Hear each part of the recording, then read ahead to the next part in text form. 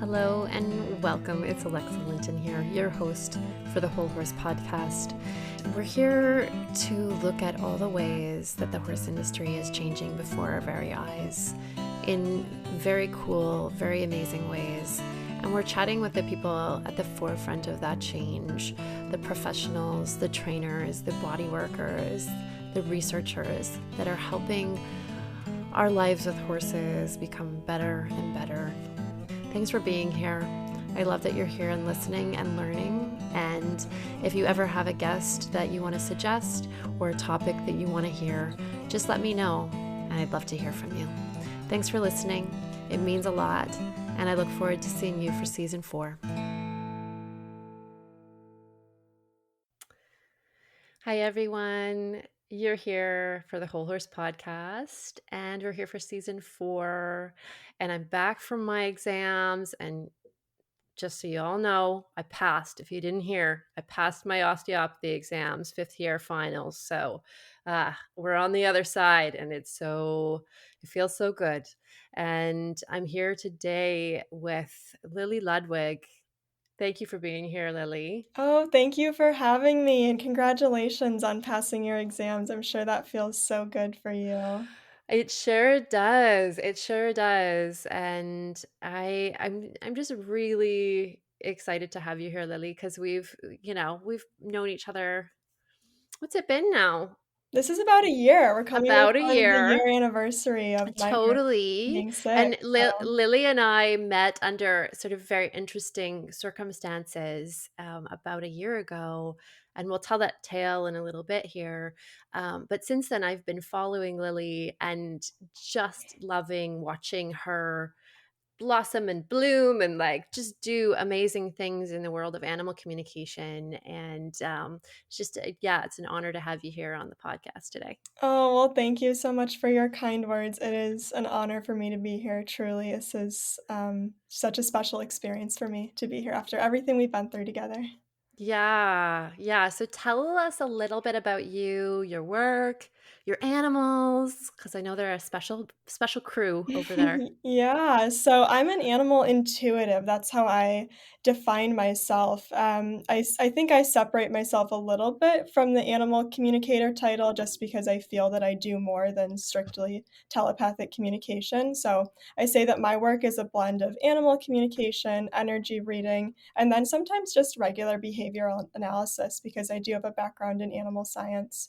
So essentially, I just help people connect with their animals on a spiritual level. I help people understand their animals. I have a background in horses. I've been around horses my whole life. My wonderful mare Athena is like the inspiration for my business and my path I've taken down here with animal communication. So that's what I do, and it's been like you said, watching you said you've loved watching my journey unfold and blossom.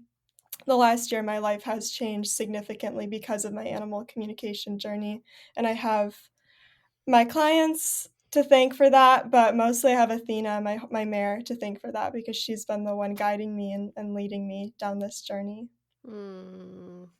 Yeah, and she was the one that brought us together. Yeah, Athena runs my life. I think I'm just along for the ride, and Athena's the one, putting these little ideas in my head and sending me down these avenues to explore. So I have her to thank for everything. I know exactly how that feels, by the Right. way. Yeah, I Diva is that for me, so I totally get it. And yeah, the sense that okay, what's next, on the on the adventure here. Yeah, so I would love, it's so interesting to tell stories because of course we probably have different sort of senses of like what happened. But, when we met, Athena was having a hard go, and Right. there was some big decisions happening about what was going on for her. Can you share a little bit about like her journey over the last year and a half, I guess it's been? Absolutely. So me and you met at this moment where I was making really critical decisions about Athena's health, and it was really this moment for me. I don't know if this is how you recall it, but this is definitely what it was for me, that I was deciding to break away from traditional horsemanship like once and for all. And I'm getting chills even just saying that because it was so significant in my life. Athena had been diagnosed with EPM shortly before I reached out to you, and I was in a boarding situation that was not conducive to my mental health or Athena's physical health. It was unfortunately limited turnout, very traditional horsemanship practices taking place. And I just knew intuitively that that environment was not conducive to her healing. And so I was at this point where I was looking for mentors and guides that could help pull me out of that traditional horsemanship model because I knew that it wasn't serving me or my horse, but I didn't know how to get out. And I think that there are so many horse people in that position, truly, Mm-hmm. especially here in 2021, where there's so much science and clinical evidence coming out about how horses can be cared for in the most ethical way. So she was beginning her EPM journey, and I did treat her very, very clinically in a very Western sense, but then I also was doing a lot on the backside of things to tend to her emotional and her mental well being. So I ended up taking her out of that boarding situation. It was also, it's so amazing how the universe works because at the time she was diagnosed, I was preparing to move cross country out here to California and sort of trying to decide if I mean, really, there was a moment where I was trying to decide if she wanted to be alive for that journey, if she wanted to have that journey in her physical body. And fortunately, she came through. She did recover quite beautifully from the EPM. And I moved her out here to California and just changed just about everything that I was doing with her. Mm-hmm. She went from living in a stall for probably 18 hours a day to going out to pasture. We pulled off her shoes, changed her, took her off grain, um, started doing the tackless riding shortly after that, which has been really fun for both of us. So it's it's been such an incredible journey. And when I tell people that story, they're usually pretty surprised that it was just so recently that Athena's Mm-hmm. life changed with me because they say, "Oh, you're an animal communicator, right? Like how did it take you that long?" Horses don't always know. I mean, she'd been living in that system for her whole life. Horses don't always have the voice yet to communicate their needs. It wasn't until she had this, quite honestly, a near-death experience that we were able together to use our voices together and mold a lifestyle that for both of us is more conducive to our health and happiness. So it's been Mm-hmm. an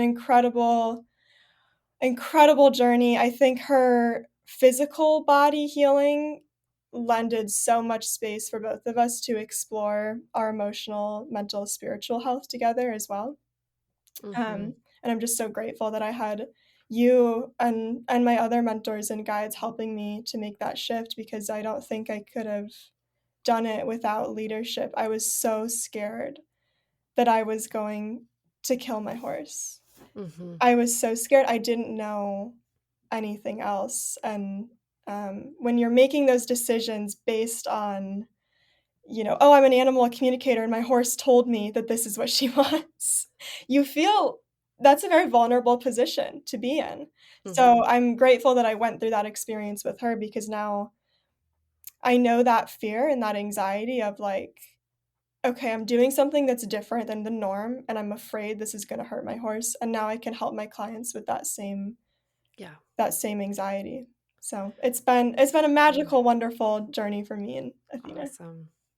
Yeah, and I remember back and when you were making the call to move Athena or trying to figure out what Athena wanted really, coming across the country and I recall her telling me there's no way I'm being left behind. Yeah. She's like, I'm doing that trailer trip no matter what. And she was not in, the strongest place No, she by a long wasn't. shot. And I recall that the people where she was living had basically said she needed to be on stall rest for 6 months, was it? They Or suggested 9 months 9 months. of stall rest for her. Yeah. Oh, because in addition to the EPM, she'd been diagnosed with navicular and kissing spine. I mean, she's an off-track thoroughbred. She's got Yeah, all the stuff. all the stuff. Yeah. Yeah. But she was so, I just recall that moment connecting with her and just the determination that she had.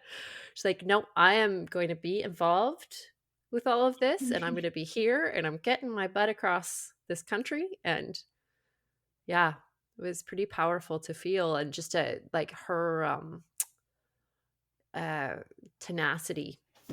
Right. That was the moment for me that I think really shifted my journey with animal communication because I had equine professionals telling me this horse needs to be on stall rest. She's not, you can't trailer her right now. And then I had other equine professionals saying that it'd be okay and supporting me, right? I wasn't just going rogue, but I had Athena amidst the all of it saying, "Put me on the trailer, send me to California, put me in a pasture, take off my shoes," like just basically the opposite of what some of my team was suggesting I do, and it was terrifying.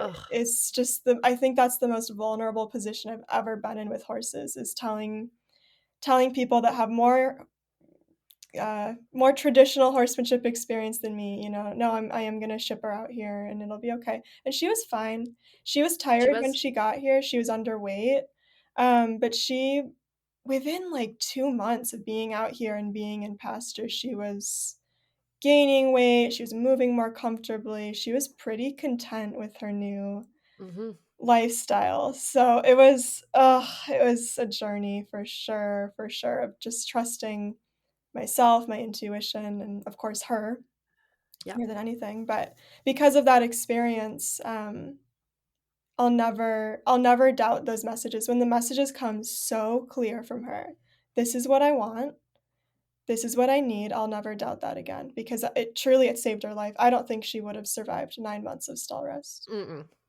I don't. And I No, get chills saying that because, I mean, I don't think she'd be alive.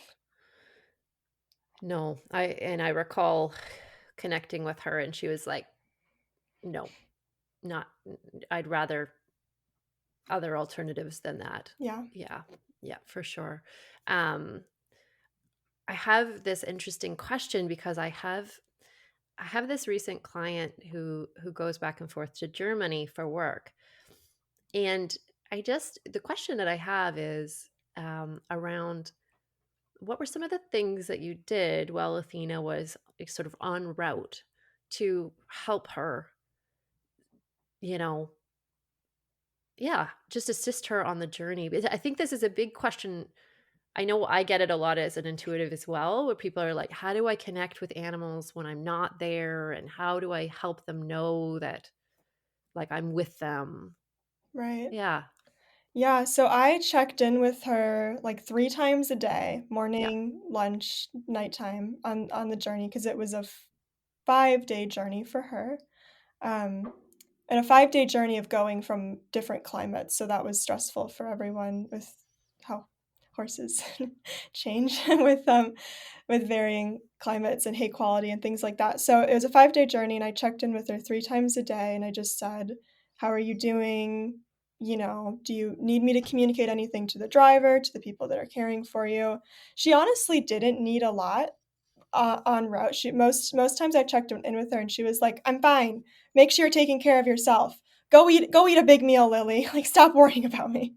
But I just let her know that I was with her and thinking about her, and that I was available to give any feedback to the drivers or the people caring for her that she needed. Another really important step I took was I let her know every little detail about the journey. I let her know when she was going to get picked up, when she was going to take rests, what kind of feed she could expect, how long she was going to be having layovers. I let her know every little thing. And I think that helped her. She's a little bit of she likes to feel in control of situations, as we all do. No harm in that. And letting her know every little detail allowed her, I think, to feel like she was more in control of the journey. Like it wasn't just she's going to sit on a trailer for an unknown amount of time and show up in an unknown location. I also sent her like mental images of the barn that she was going to be living at and her new housing situation, so Hmm. she sort of knew what to expect. And that's something, honestly, that you don't need to be an animal No. communicator to do that. If you think intentional thoughts to your horses, they're gonna hear. They might not understand every little detail, but they'll understand the energy and the intention behind what you're putting out there. And so I would just encourage people who are who are making moves like that, or even just anything involving uncertainty with your horses. You can explain to them and trust that they will at least understand enough to feel more comfortable. They'll understand that you're trying to communicate, they'll understand details here and there. They might not get everything, but, like, when in communication with anyone, do you understand 100%? Like, that's language is limited in so many ways as well, and just because we as humans have language as a tool doesn't mean that we understand 100% word for word every time we have an interaction with someone. So, um, that's what I did to help her feel the most comfortable, and honestly, to make me feel the most comfortable, 'cause I'm saying that she likes to feel in control, but so do I. I mean, she's my baby, and I was sending her in poor health across the country with strangers, right? And Yeah. that was intense. It was a very intense experience for both of us. Mm. I love that you say that, because I think a lot of people get hung up on this. Well, I have to be an animal communicator. I have to know something about this to be able to, um, connect with my horses that way or give them information. And um, just highlighting that no, you don't actually have to be. You have you may have to do a little bit of work at being good at creating mental images and the visual sense of what's happening. um but that's about it. A lot of the information, it can be given to them you know without having to receive information back. Yeah. Absolutely. That's one thing I wish people understood a little bit more about the intuitive side of things is, like, I wish people would just take the word gift out of their Oh my vocabulary. gosh, It's yes, it's please, not a gift. seriously.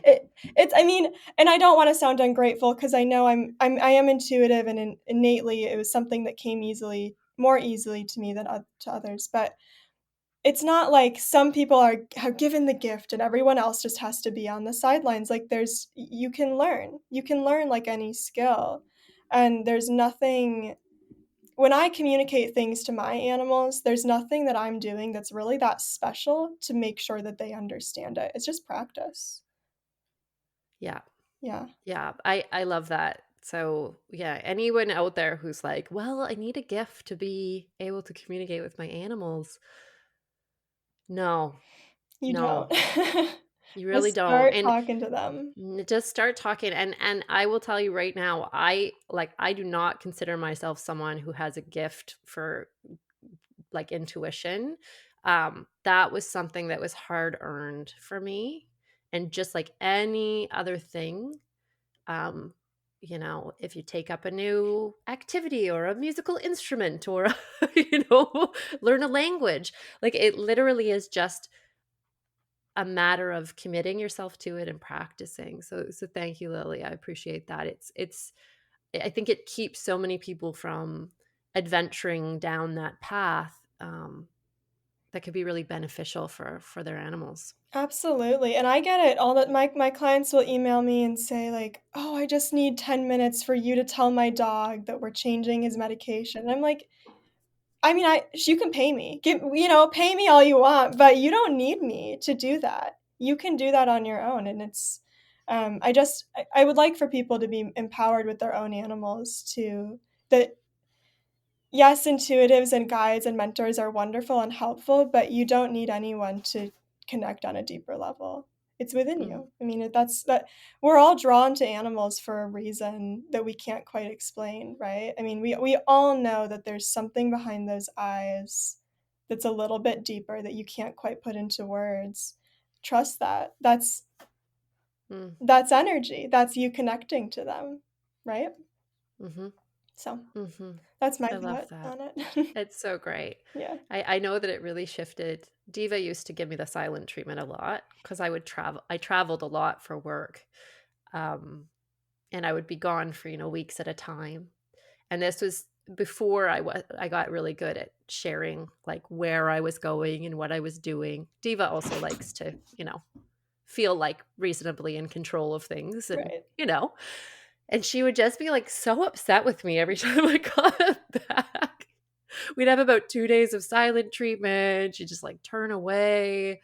She's really, really upset. And then I remember like I finally like switch it up, and I was like, okay, like, and I stayed connected, and I would connect in with her at least once a day, if not twice. And I sort of created this idea that the sort of said like the phone line's always open is kind of what I said. So I was like, okay, if anything's going on, if you need to connect, like you need to tell me anything, phone line's always open. And then I would, check in with her, let her know where I was, all those things. And it was amazing the change. Like she just I'd get home and she's like, oh hey, great to see you. Like it was nothing. Like there was a blip on the, I'd be gone for I went to Australia one time for 6 weeks. And she's like, oh hey, yeah, can you scratch my butt? Like that was it. Right. Right? I mean, think about a relationship where, like, imagine being in a relationship where your partner is invested, they're with you, you're having a great time, and then they just leave for 2 weeks. Don't call, don't tell you where they are, No texting. and then just show up again. Like, yeah, of course you'd be pissed. You'd be like, "Where'd you didn't communicate. You didn't communicate what was going on." It's our relationship with our animals, it's a relationship like anything else in Yeah. life. And Well, I and it and like you add the part where you don't tell them where you're going Right. or how long you're going to be gone. I would be ticked. I would be too. I think that, I mean, we're in these relationships with our animals where we're going, every day's great, spending time together, and then you just poof, someone random's giving out the hay and the grain. It's like, yeah, your animals are like, "What the heck? Where'd you go?" Yeah. So, it's in particular with times of uncertainty or people leaving their animals or going on vacation, whatever it is, I think that's such a beautiful tool to have in your back pocket to just be like, "Okay, this is what's going on. This is where I'm going. I'll see you soon. This is who's gonna be caring for you and what that's gonna look like and how it'll be different than when I care for you." And your animals, they'll adapt. They'll be like, "Okay, great. Sounds good. Have a good time. Have a Mhm. good vacation from this," you know? That's awesome. I don't know about Athena, but Diva like has a select number of people that are allowed to care for her while I'm gone. Oh, yeah. Oh, big Athena has opinions about who's allowed to touch her feet, who's allowed to, be her veterinarian, who's allowed in her space. I mean, there's even like, seriously, I take her out to feed her lunch every day. If there's certain people in the place where I grain her, then she says, "Let's wait an hour until they leave." She's very opinionated, and I don't blame her. She's sensitive, No. and Totally. she's the queen. She gets to decide, you know? Oh yeah. It's actually really funny seeing Raven. So my younger mare is stepping a little bit more into her voice and expression. And so the other day I'd asked my friend Brienne to come out and give her a body work session.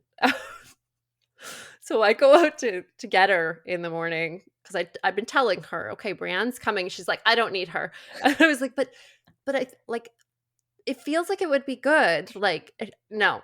So I go out to put her halter on. She's like walks away. I'm like, and Brienne comes and Raven goes, don't put your hands on. Like she just looks at her. And I said to Brienne, I'm really sorry. I don't know if she's into body work today. Thankfully, Brienne has like a full on intuitive toolkit. And Raven was like, oh, excellent. You can use those tools. So she brought her big, like, step stool. And, Raven's like, not touching me today. That's not happening. It was pretty cute. I said to Brienne, don't take it personally. It's this seems to happen with my horses. They start to have more opinions about things. So yeah, it was pretty funny. Well, it's beautiful to watch that happen too because, like, they deserve an opinion. It's their body, it's their Yeah, space. totally. They deserve an opinion, and one of the hardest parts about my job is when I work with horses that have never been given a choice before. No one's ever told them that they get an opinion, and it's usually new owners, they just acquired this horse, they wanna learn about them, and they say, "Oh, I just want him to tell me anything he wants, anything he needs, I'll do it." Super common thing that I hear, it's beautiful. And the horses will say, they're like, "What do you mean? I don't know how to answer that." Like, Yeah, what I in the boarding situation, that's where I live, that's what it'll be like. Like, "Why are you asking me questions?" Like, they don't understand yeah, how to have an opinion, and it just hurts my heart because in in the mainstream horse industry, there's so few spaces for horses to get to have a say. My mm, horse can be the most opinionated mare out there, I don't care. She deserves that, she gave the first half of her life to the track where she didn't get a say about anything. If she wants to yep, decide this specific body worker on this day and this specific farrier and this feed, then she should get to do that because I decide every factor of my life. So why would and it feels amazing. Feels mhm. amazing. So why would I not want that for my mare, you know? Well, and there is, I'm given domestication, given the situation that we're in with that, there is there's always going to be limits on the amount of choice we can give our horses. So when there's opportunity to give them choice, I just think freaking give it to them, Absolutely. that's where I go to, because there are parts of their life that they don't have choice around, um like we might, right? And Absolutely, right. mhm, Right, I always mhm. say that when I'm teaching animal communication, it's that, like, if we don't like our environment, like, say we've all had a bad roommate, right? And you get to leave, and you get to go to work and go to your friend's house, and there's spaces to relieve that, but our animals don't get that. They're limited in their environment, and if they don't like the way it smells, or they don't like their roommate, or they don't like whatever, whatever it is, they don't get to leave, they don't get to go to work, they don't have that luxury, and so I love that. I love that idea that when we do have the option to give them choice, we should grant them that luxury, and it is Mhm. unfortunately for horses, it is a luxury At this point, at yes. this point, right. Yeah. It's been really interesting. So I've been working on uh, a wonderful pregnant mare, and I had this super interesting animal communication experience that I think you'll appreciate, because baby was not coming. And I went over and tried to do body work on this poor mare, and there was like no room at the inn, if you get my drift. Mhm. Like, I could not move her belly if I tried.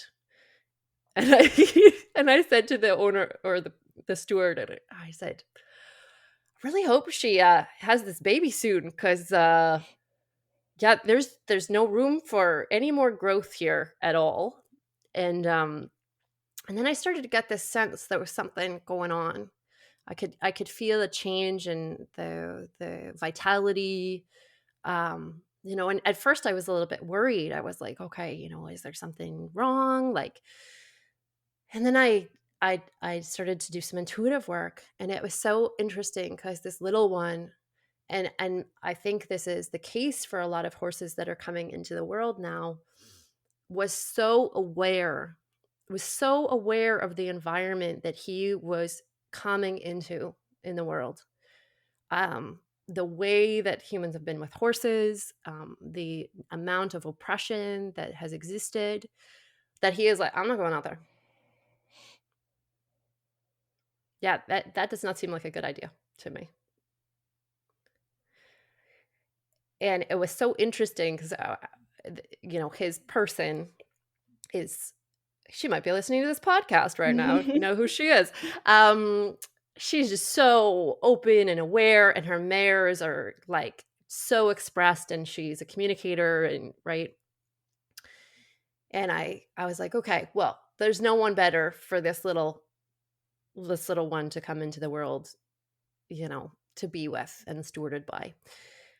And I asked her, I said, can you just share with little, like, how, uh, yeah, how this is going to look for him, when he comes out, which she did and shared, okay, you're going to be with me forever, or I'm not going to sell you, like, we're going to do things this way. We're going to live in this beautiful big field and a natural habitat. And, she shared all of this. You're going to be listened to, everything else. And things started to shift energetically. And I was like, wow, okay. Yeah, that feels really good. That feels different. Mama felt different. And he was born the next day. Oh my goodness. He's like, Born the next "Okay, day. if it's gonna be a good deal, I'll come out." Yeah. Yeah. Yeah. Oh my And goodness. he's like, and one of the things he said, and it was so clear, he's like, I got no room for bullshit. Like, and I was like, I get it, man. I understand. And yeah, and he's just amazing, right? He's Wow, so on it, and he's already like, she's already he put the halter on him, trained wow. his feet, everything. He's like, 4 weeks old. Oh my goodness. I Ugh, know. that So, just oh, it's crazy that you picked up on that, fear for him in utero, because in my experience, collectively, horses do have an understanding about, like, just, like, the ancestral energy that they have experienced with humans, that this hasn't always been a fair deal for them. And honestly, collectively, it's still not a super great deal for them. I mean, they mm-mm, have these huge bodies and they live in this world that we have designed for them that's tiny. I mean, it's just we're just so much smaller than them that the worlds we've invented for them are really rarely tend to all their needs, and it's wonderful that like you have this community and we're growing this conscious awareness and understanding of horses, but I think there's still a long way to go until we have little baby horses coming into the world feeling empowered and feeling like it's all going to be okay, right? mm-hmm. Yeah. Yeah. And normally it would be tricky to make those promises, right? Right. Like with a foal. In this case, I was thankful that that was possible for That's this little one. amazing, though, for that little guy to come into the world and to never know anything but freedom and choice and sovereignty is just like I just wish that for every horse. And I know I'm, like, painting this grim picture of the horse world. It's not Yeah. that every horse, like, wakes up and is abused daily, it's just that there's so many like, we're going through these sort of like, awakening. I feel like the horse community is sort of collectively awakening right now, and I have these experiences that, like, to me feels so normal. It feels so normal to have horses out in a pasture and on free choice feed, right? And then I'll just, like, get a little comment here or there that's like, "Oh, well, it's not good for them to be out walking around all day." And I'm just like, "Oh," like, it's Oh like, yeah. "Okay, so we're starting there. This is where we're starting with this person," but everyone has a Yeah. journey, right? Oh yeah. I know there's been some recent controversy about some of that stuff The about people that turnout like literally don't situation. believe in turnout. And I'm like, yeah, like, huh? What? It's just like it's just like hard to fathom, It I think. truly and I like, people like you and me, like, we're in this bubble of the horse Totally. community. Like, I hide in my little bubble, and I don't poke my head out too often unless there's something like the turnout controversy that's, like, everywhere on social media. So I forget. Like, I forget that some people, that's their understanding, and, of course, I am compassionate because I went through it too. I was brought up around horses in a very traditional hunter-jumper environment, like we're talking about earlier, even with my own Athena. Even Yeah. with her, like and she's my soul outside my body, even with her, it was a journey of, like, providing her a better life, but I get in this bubble and I hide and forget that Yeah. but I some of the do the way things same are. thing. Yeah. Absolutely. And yeah, I mean, my bubble has been pretty popped recently, and I haven't talked about it very much, but I've been a witness to some pretty bad neglect and abuse, and Mm, it's been super eye-opening for me. I'm like, wow, I've had my head under a rock right. about some of the stuff that's going on in this industry. And yeah, it's really sort of woken me up to how can I be of service in these ways. I know the podcast helps, and these sorts of things, and the apprenticeship, but I feel a little like I'm preaching a little to the converted, Right. like Right. Yeah, me too. right. So yeah, it's brought up some deeper like yearnings and questions and things like that, and yeah, maybe something a bigger topic for another day. um but it definitely, yeah, I'm writing an article right now on traditions and the sort of the pros and cons of Mhm. traditions, shall we say, I love right? that. Oh my gosh. It's just like it's this really interesting exploration because you look at like the tradition of I only mount from the left, that comes from like when people carried swords and they didn't want to impale their horses, like, Right. but we Right. still do it and teach it and pass it on, like that's what you do, right? um and so it's like just this really interesting, like starting to see my bias and like my blind spots, I love right? that. I love Yeah. that, yeah, and it is especially I mean, just, like, in the broader sense of the world, these conversations that are happening for the welfare of animals, people, the environment, all of it, being aware and being open to your blind spots, I think, is really crucial to being, just a steward of compassion for animals, nature, people, everything, you know? Mhm. Yeah. Mhm. It's so big, and it's so I think that word humbling is a bit cliche, but yeah, there's a real like you really have to take a good hard look. It's not always pretty. I don't know how it is for you, but like, I've talked about it on the podcast before. Like I have moments where I pick back up my traditions and I Mm, forget myself yeah. Mhm. because it's easy and it's like a rut in my psyche of this is how it's always been done. Yeah. It's a hard thing to let go of, you know. I actually just posted something about that the other day with Athena, even where we're at on our journey, and I know that some people, like, look up to our relationship. I had a moment with her a couple of weeks ago, um, where I was asking her to do something that in my mind, I was like, "You should know how to do this." Uh-huh. I know that And feeling. she was very clearly telling me, "I don't wanna do this. This idea sucks. Let's not do this right now." And even here as an animal intuitive, I talk to her every day, we have this beautiful bond. I was getting defensive that like, "Hey, you should know how to do this, and why aren't you respecting me?" Right? Uh-huh. That word. Yep. And I Mhm. had to, like, really I had to slow my roll and, almost, like, look at myself, like, what's this bringing up in me? You know, it wasn't me, Lily, today, 2021, talking to Athena. It was this little girl who had been told, "Your horse needs to respect you or you're not a good rider." That's what was coming out. And I not fair to Athena, not even fair to me or any of that. I was just like, "Whoa, this brought something up in me." So, Mhm. it's Mhm. it's the idea of a journey. I don't even say that because like, it's a cliche. I don't say that because it's a cliche or it sounds nice. It's a journey because there's ups and downs. It's a quest, there's no end goal. Our ability to expand our compassion and our understanding, I don't think that that ever ends or ever goes away. I think that's a lifelong thing, and that's the beauty of it too, that there's always levels to explore of connection, compassion, understanding, patience. Mm, It's a big word for equestrians, I mm. think.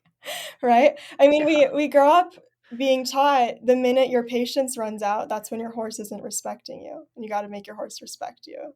And it becomes very emotional for many riders, Hmm. you know? Mm. Yeah, I do know.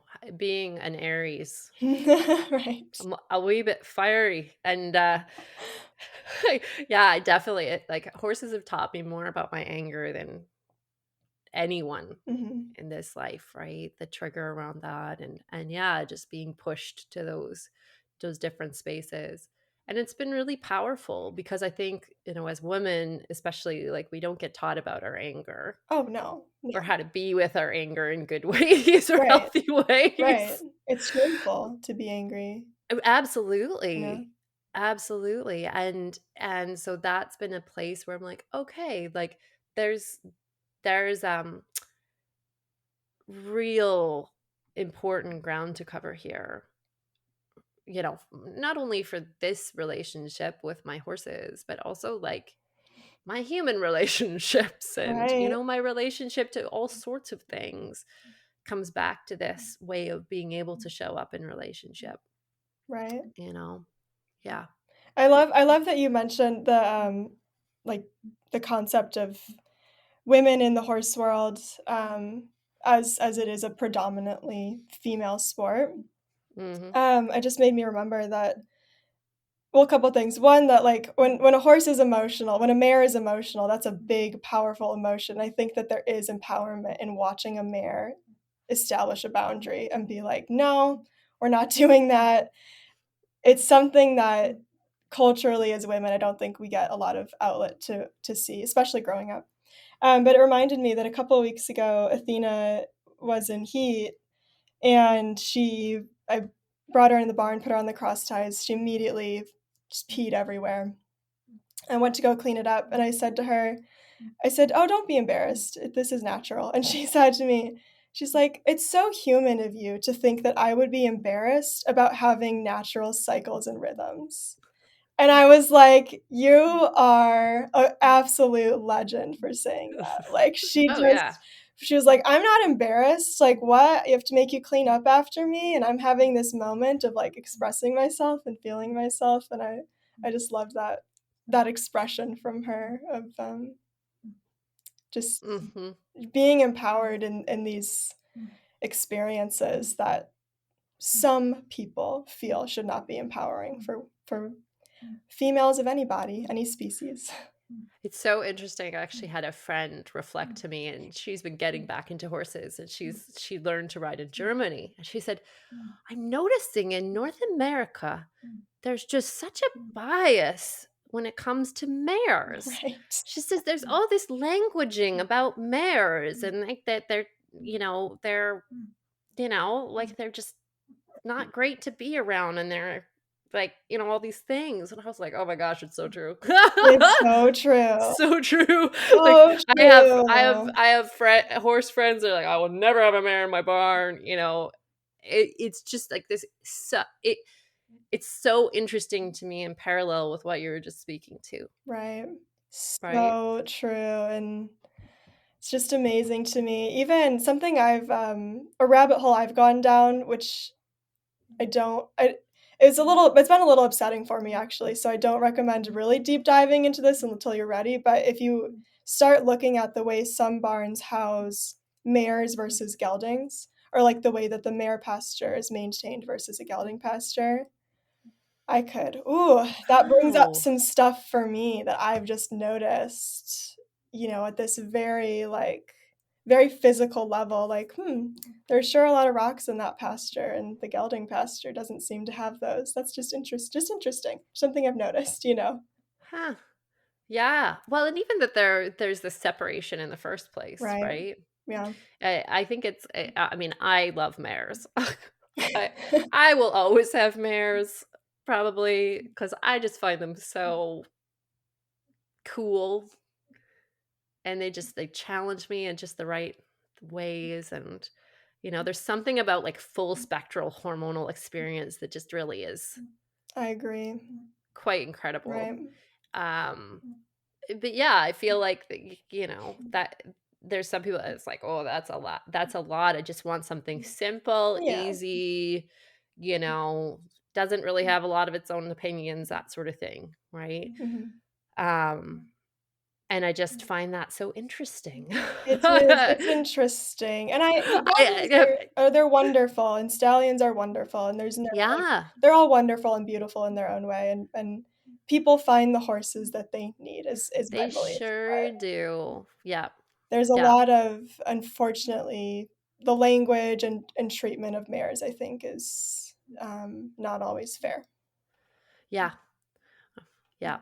Well, I hope that, whoever's out there with mares is probably just like, "Yeah." Yeah, me too. Well, maybe we've convinced some of you to give mares a try because they're really amazing as partners, and they're they have this incredible way of connecting that's just so beautiful. Yeah. Yay. Okay, I wanted to ask you something else, and, yeah, I know that you've been doing these recent communications with Athena, answering horse people's questions Oh, yeah. through Athena. Uh-huh. And I just wanted to see if there's any, like, questions and answers that really were like, yeah, like, really kinda, Right. you know Yeah, let me think. I've first of all, I love doing those. I do them on my Instagram, and people submit questions like on behalf of the for Athena to answer on behalf of the horse species. Really interesting one, I think. Someone had asked, "Do horses really like being ridden, or is this just something Mhm, they're doing for humans?" And a lot of I think a lot of people actually, even in this community, sort of feel like, "Oh, my horse is just doing me a favor when I ride them." And Athena had said, she's like, "Definitely some horses, it's not for them, and they just wanna do their own thing, and they don't care about humans." But she said, "For a lot of horses, it's really enriching, it's really like, we like to make you happy, we like to spend time with you." And it can be something that we really look forward to. Her caveat, though, was, "You guys gotta give us the utmost respect because 'cause we're carting you around." And she said, mm, "When humans start to expect a ride or, bully us into a ride, that's when it's no longer enjoyable or pleasant." So she had said her conditions for enjoying a ride with your horse were to understand that they deserve the utmost respect, and they're doing us a favor, and it's something that we're doing together, it's not something that the horse should be expected to do. So I hope that helps some people feel a little bit better, 'cause, some people have guilt about taking their horses mhm, out and, disrupting their time in the pasture, but she did say that for a lot of horses, it's fun, it's enriching, she even has said that some horses truly are competitive and do enjoy yep. that Oh, yeah, atmosphere. yeah. I know she was pretty competitive back in the day. So let me think. Oh, and another this is another interesting one that I think some people might be surprised by. And that's, do horses someone had asked, like, do horses really want to be on stall rest? Do they understand stall rest when they're injured and they Mm, can't go out? And she had said, most horses would rather be out with the herd and be uncomfortable than be in stall rest. And I know that's quite emotional for a lot of people because you take your horse and put them on stall rest and no one wants to do that. But she was like, she seems to feel like most horses would rather risk being uncomfortable for longer than be on stall rest. So I think it's just something for people to keep in mind when they are making those decisions, to kind of like, how can you maximize the healing potential, but also maximize your mm. horse's mental and emotional well-being? There's no right answer, Yeah. right? That's a big, if I could figure that out, then I'd then I'd have a bigger impact in the horse world.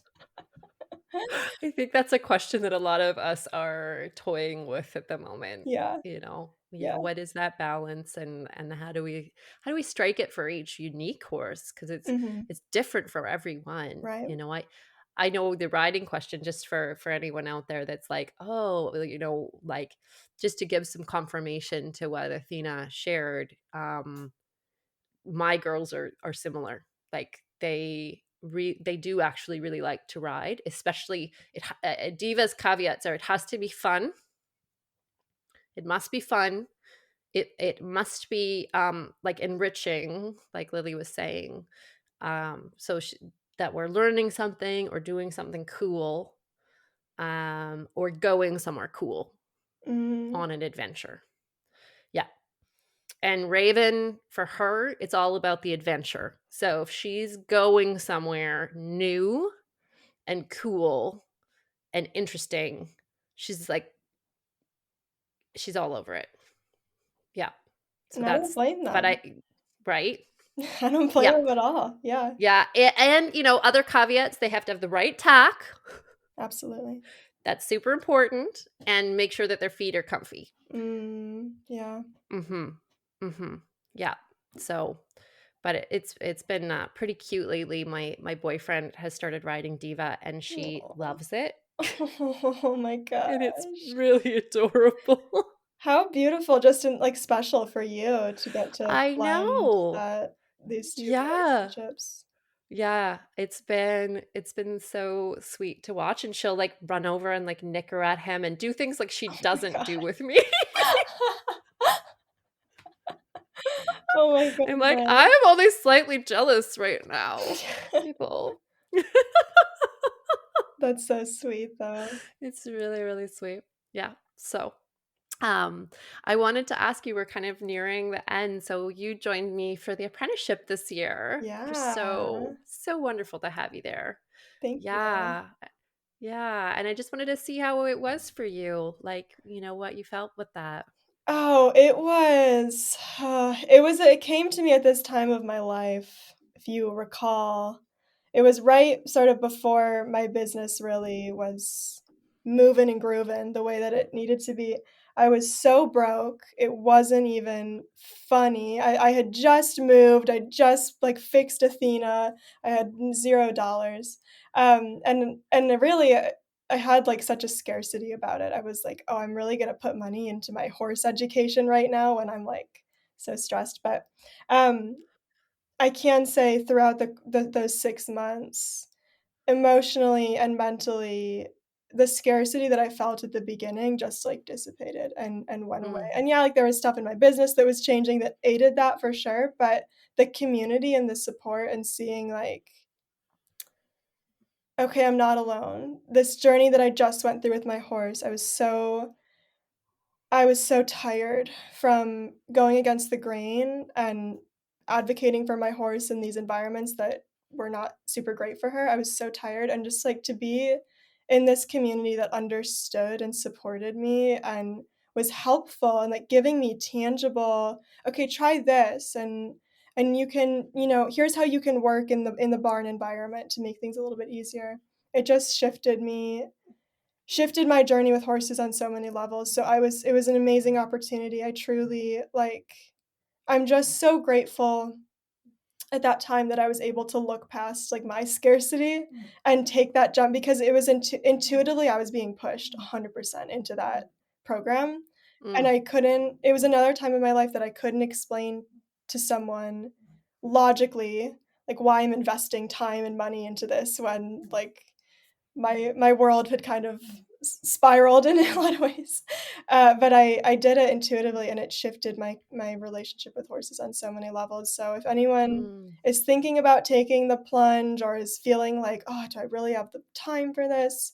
Um, I cannot recommend it more. I was probably, like, physically in the worst situation possible to take on that to add that to my life, and it was 100% what I needed. So, mm, I recommend it fully, and I had the most amazing time, truly. I mean, there's still so many things that I think about, like, I was just working on Athena's supplement plan, and I was thinking about a few of the webinars we had talking about different, um, like, herbal remedies and stuff like that, and, like, I still use a lot of that information. I probably mm, will, for a while. I mean, it was a lot. It was a lot, and even because it's condensed in 6 months, like, there's only so much you can shift in 6 months. I feel like there's, like, this ripple effect that it mhm, still has and will probably still will have. Um, I also just met, like, some of the coolest people I've ever met through that program. Like, Yeah. I still have, like, everyone on Instagram and see what they're up to, so it was Aw. amazing, and thank you for encouraging me and giving me I had the partial scholarship, which helped a lot, like, with the mental block of getting me into that space, so that was wonderful too.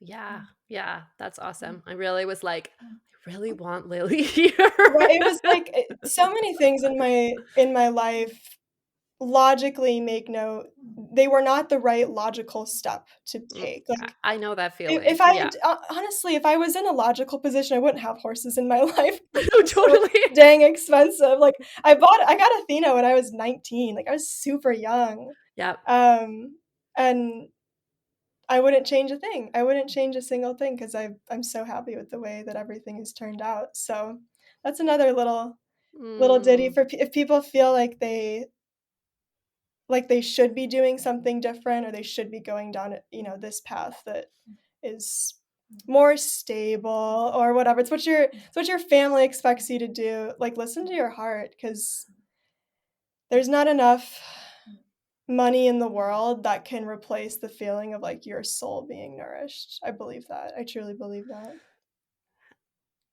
amen. Yeah. I believe it too. Yeah. Yeah. I'm testament to the same thing, you know. Yeah. I Diva came into my life when I was 23 and I just graduated university and I like completely took a 180 on like the whole like responsible life path thing. Yep. Yep. And you know what? Like I'm hella glad that I did. It's been an amazing ride, you know? Right. And yeah, and seeing where my steps have taken me, you know, in this life and who it's allowed me to meet and what it's allowed me to do. I'm forever grateful. Yeah, so it's not an easy path. Mm-mm. Uh but man, it's a cool one. Yeah. Amen. Mhm. I Yeah. truly believe that and feel that in my heart. It's such a pleasure to see you like doing your thing. Thank I you. just love it. I'm just like, oh my gosh, if I man, like you're young and you like you've got this life ahead of you. It's so amazing. So Thank yeah, you. keep on doing what you're doing, girl. Oh, thank you very much. Thank you so much for having me. You are so welcome. Before we finish up today, do you have any like fave resources or people that you're just loving like learning from right now? Like is there any kind of like one thing that you're like, "Oh, so good."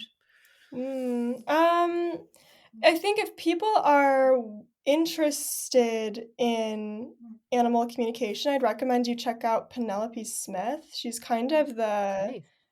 the grandmother of animal communication in our Western sense. So she has a lot of wonderful resources on her website. I'd also recommend to all my horse clients the Whole Horse podcast. I seriously do because there's just so many like wonderful nuggets and resources in this podcast.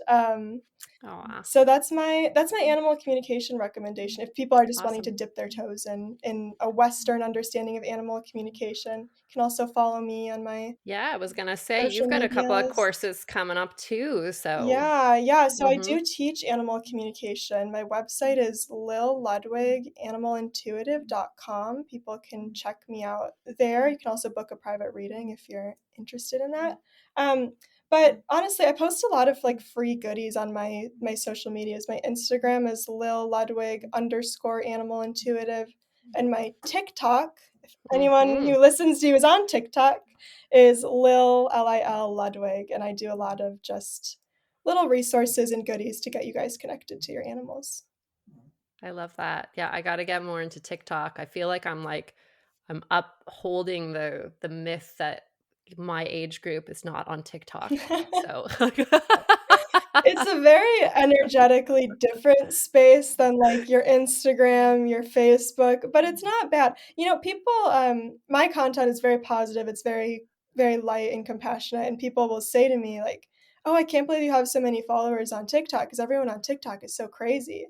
I disagree. I think if you attract what you put out, and the people that yeah. are in my community on there are compassionate and wonderful, and there's a few wonky things that happen now and then, but it's people need to give it a more of a chance than they do, I think. Nice. Awesome. Well, that is so great. I will try that out All right. and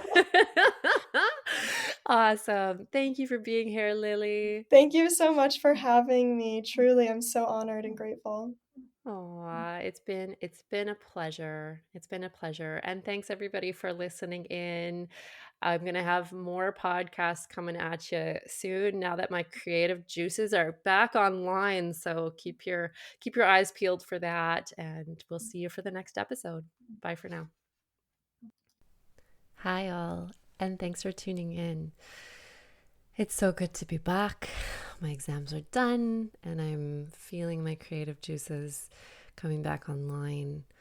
And I'm excited to share that I have opened the registration for the Whole Horse Apprenticeship for 2021 starting September 15th. So if that's something that's been on your mind, on your heart, and something that interests you, you can check it out. I've included the link in the resources, or you can go to alexalinton.com/apprenticeship-2021 to find out more.